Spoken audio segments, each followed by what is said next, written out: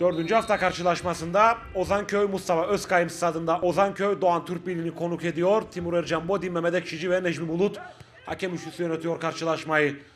Gelişen Doğan Türk Birliği hata var. Etkili gelme düşüncesi var. Yapılan hareket faul diyor. Timur Ercan Bodi, yerde kalan isim Kenan Özsandı.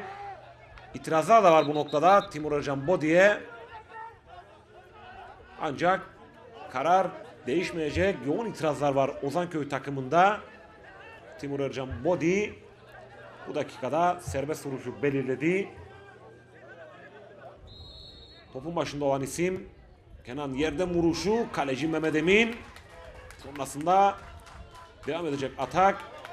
Savunma tehlikeyi uzaklaştırıyor. Bir kez atak. Kenan kaldırdı. Bir kafa vuruşu Mehmet Emin. Çok güzel bir hareket Mehmet Emin'den günün. Başarılı ismi Mehmet Emin. Yakın mesafeden kafa vuruşu başarılıydı. Gelişecek olan Doğan Türk bir hata. Yapılan hareket çok sert. Bu pozisyonda Timur Ercan Bodi'de gözler.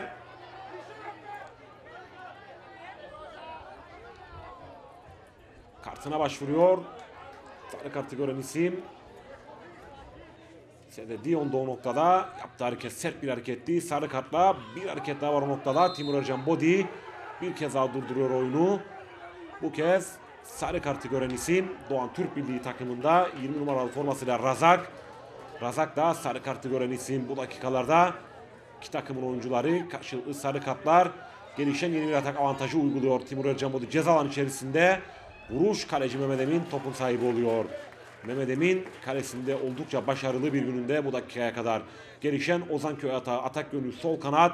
İyi paslarla geldiği Ozanköy takımı bir vuruş. Kaleci Okyanus kalesinde dikkatli topun sahibi oluyor. Kazanılan serbest vuruş, yapılan orta, bir kafa vuruşu Okyanus. Çok güzel bir hareket. Kaleci Okyanus'tan yakın mesafede kafa vuruşu. Kaleci Okyanus kalesinde dikkatli. Kale vuruşunu kullanacak olan taraf Ozanköy takımı. Timur Ercan Bodi'nin çalan düdüğüyle ilk 45 dakika golsüz, eşitlikle tamamlanıyor. Gol yok. 0-0'lık eşitlikle devre tamamlanıyor. İkinci yarıya Ozanköy'ün vuruşuyla başlanıyor. Gelişecek olan Ozanköy atağı. Savunma o noktada topu çıkarmakta zorlanıyor. Yapılan hareket. Bir kez daha düdük çalıyor Timur Ercan Bodi'den.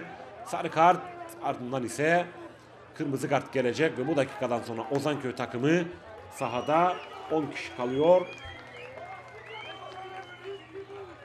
Junior Dion sarı kartla oyun dışına gönderilen isim oluyor. Bu dakikada gelişecek olan Ozanköy atağı.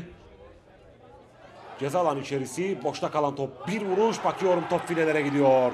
Çok güzel bir gol bu dakikada Ozanköy takımında öne geçiyor ev sahibi takım. Golün ismi bu dakikada Junior Dion takımını 1-0 öne geçiriyor. Güzel bir gol. Gelişen atakta ceza alanı içerisinde vuruş, top filelere gidiyor ve Ozanköy takımı 1-0 öne geçiyor. İstediği başlangıcı yapamıyor ligin yeni takımı. Gelişen yeni bir atak. Yatarak müdahale. Hasan Kanlı'dan açılıyor top. Bir kez daha gelecek Ozanköy takımı. Müsait pozisyon, vuruş. Çok uygun bir pozisyon. Değer kazanmıyor pozisyon. Sonrasında top dışarıya gidiyor. Önemli bir pozisyondu Ozanköy takımında. Ancak istenilen vuruş gelmiyor. Sağ kanattan gelecek Ozanköy takımı. Etkili ve istekli futbolu var Ozanköy takımının bu dakikalarda. Ceza alanı içerisi, bir vuruş daha dışarıya gidiyor. Önemli pozisyonlar, peş peşe pozisyonlar Ozanköy takımında. İstenilen gol gelmedi, ikinci gol gelmedi. Sağ kanattan gelecek olan taraf bu kez Doğan Türk Birliği takımı. Ahmet Sönmez kaldırdı topu, yüksek bir top Mehmet Emin. Çıktı, kaçırdı elinden boşta kalan top. Bakıyorum son vuruş o noktada.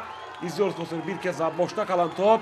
Vuruş Selim'den, ancak o noktada son temas ve top filelere gidiyor. Skora da denge geliyor 77. dakikada. İtirazlar var maçın yardımcı hakemine. Necmi Bulut o noktada, itirazlar var Necmi Bulut'a. Timur Ercan Bodi gidiyor o noktaya. Bir anlık sahanın, tribünlerin alevlendiği dakikalar Ozanköy Mustafa Özkayım stadında gelen gol sonrası, ancak tabii ki gol geçerli sayılıyor. İtirazlar var, izliyorsunuz. Ancak sonuç değişmiyor. Köşe vuruşu Doğan Türk Birliği takımının. Ceza alanı içerisi kalabalık, yapılan orta. Arka direk, bir vuruş. Kaleci Mehmet Emin direkt. Bir kafa vuruşu geldi mi diye baktım. Savunma dışarıya gidiyor. Önemli bir pozisyon Doğan Türk Birliği'nde, ancak sonuç gelmiyor. net bir pozisyon daha geride kalıyor. Kullanılan kale vuruşu dediğim anda çalan son düdükle iki takım haftayı bir puanla kapatıyor.